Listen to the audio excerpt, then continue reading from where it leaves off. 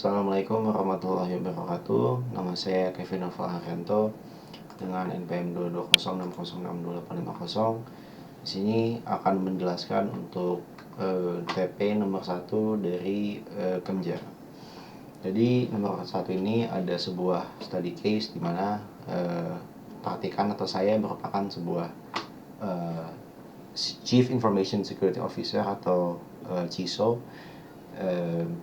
Jadi kita ada masalah dalam reputasi perusahaan dalam bagian keamanan cyber. Jadi mungkin untuk tindak aksi pertama, saya akan meningkatkan pemantauan jaringan. Jadi pertama kan saya akan mengimplementasikan IDS atau IPS. Jadi dia itu untuk mendeteksi dan mencegah aktivitas yang mencurigakan atau tidak sah di dalam jaringan. Terus ada juga penerapan SIM atau Security Information dan Event Management, yaitu mengumpulkan atau menganalisis dan juga mengelola log dari berbagai sumber di seluruh infrastruktur. Kemudian ada monitoring jaringan menggunakan machine learning. Jadi dia itu lebih efisien dan juga mengenal pola untuk aktivitas yang tidak biasanya terjadi. Terus juga ada penerapan segmentasi jaringan di mana untuk jaringan internal dan eksternal akan dipisah, serta juga data-data sensitif juga akan dipisah dari jaringan internal untuk mengurangi resiko penyebaran malware dan juga akses yang tidak sah. Untuk aksi yang kedua, saya akan melakukan pencegahan pengintaian atau reconnaissance. Jadi pertama ada pemindaian keamanan berkala. Jadi dia itu untuk mengidentifikasi potensi titik lemah sebelum dapat dieksploitasi. Lalu ada pengetesan penetrasi atau pen testing atau penetration testing. Dia itu untuk mengidentifikasikan dan juga memperbaiki kelemahan keamanan dari perspektif penyerang.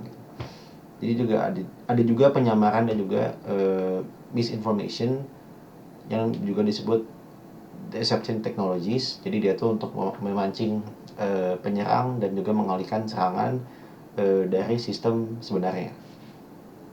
Terakhir mungkin ada manajemen kerentanan. Jadi dia tuh memastikan bahwa semua sistem dan aplikasi itu tetap up to date dengan patch dan perbaikan terbarunya. Lalu untuk aksi ketiga ada mitigasi potensi serangan footprinting. Untuk aksinya pertama yaitu akan menggunakan firewall dan juga proxy, yaitu untuk menyembunyikan topologi jaringan internal dan juga mengontrol traffic keluar masuknya jaringan. Lalu juga access control, dan terakhir ada keamanan dari email dan juga web gateway. Jadi dia itu untuk melindungi dari serangan phishing, malware dan juga aktivitas-aktivitas footprint lainnya. Dan juga yang menggunakan email ataupun akses dari web. Lalu keempat untuk aksinya yaitu adalah untuk meningkatkan kesadaran keamanan cyber. Jadi ada semacam pelatihan keamanan cyber secara reguler untuk seluruh karyawan. Lalu juga ada simulasi serangan.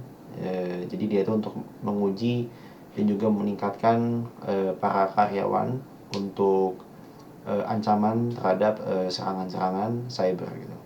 Lalu juga ada mungkin sebagai kampanye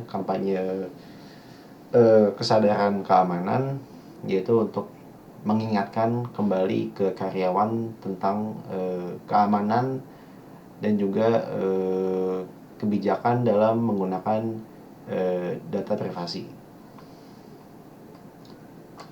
Dan mungkin untuk aksi yang terakhir yaitu adalah teknologi tambahan dan juga strategi tambahan. Jadi ada backup data.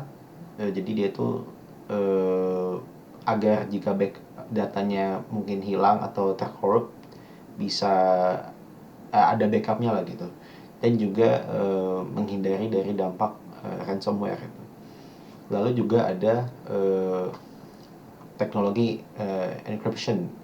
Jadi dia tuh intinya untuk melindungi data sensitif baik saat at rest, diam, maupun dalam transit. Mungkin itu saja yang bisa saya sampaikan untuk mengurangi atau memperkuat keamanan cyber di perusahaan e-commerce saya. Mudah-mudahan plan atau rencana yang saya berikan untuk perusahaan ini dapat mengconvince para karyawan-karyawan